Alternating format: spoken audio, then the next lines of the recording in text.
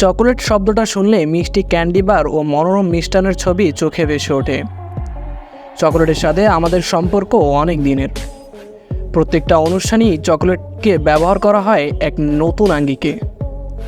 তবে সুদূর অতীতের চকলেটের সঙ্গে আজকের দিনের চকলেটের মিল খুবই কম। ইতিহাস জানান দেয় অতীতে চকলেট কোনো মিষ্টি ও ভক্ষণযোগ্য কিছু ছিল না, বরং ছিল তিতা স্বাদের পানীয়। কোকো গাছের ফল থেকে তৈরি হয় চকলেট। সেন্ট্রাল ও দক্ষিণ আমেরিকায় পাওয়া যায় এই গাছ। একটি চকলেট গাছ লাগানোর 4 বছর পর এই গাছে ফল আসে।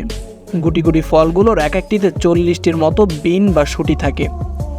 শুঁটিগুলো শুকিয়ে তারপর পুড়িয়ে বানানো হয় কোকো বিন। কে কখন কিভাবে প্রথম এই উপায় আবিষ্কার করেছিলেন তা জানা যায়নি।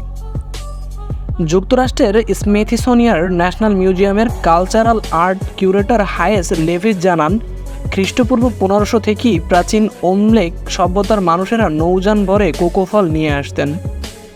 ধারণা করা হয় ওমলেকরা কোকো দিয়ে তাদের উৎসব আয়োজনের বিশেষ পানীয় বানাতো।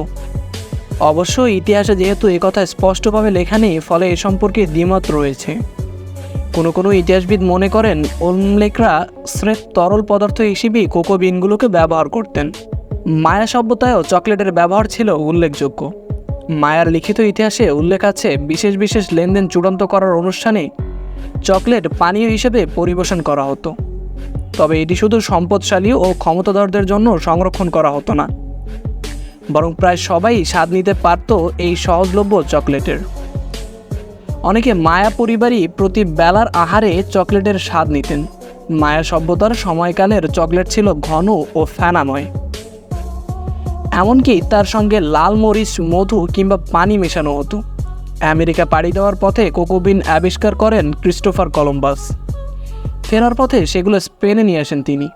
এটি ছিল 1502 সালের কথা। 1500-এর দশকের শেষভাগে স্প্যানিশ দরবারে এটি বেশ সমাদৃত হয়।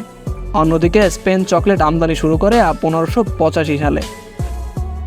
ইতালি ও ফ্রান্স সহ অন্যান্য যেসব ইউরোপীয় দেশের অভিযাত্রীরা সেন্ট্রাল আমেরিকায় বসবাস করতেন, তারাও সেখানে চকলেটের খোঁজ পান এবং নিজ নিজ দেশে নিয়ে আসেন। আজটেকদের চকলেট ইউরোপিয়ানদের তৃপ্ত করতে পারেনি। আখের রস, দারুচিনি ও অন্যান্য উপাদান মিশিয়ে নিজেদের পছন্দমতো হট চকলেট বানাতে শুরু করলো তারা। 19বিংশ শতকের বেশিরভাগ সময় পর্যন্ত চকলেটকে পানীয় হিসেবেই উপভোগ করা হতো। কখনো কখনো তাতে পানির বদলে মেশানো হতো দুধ।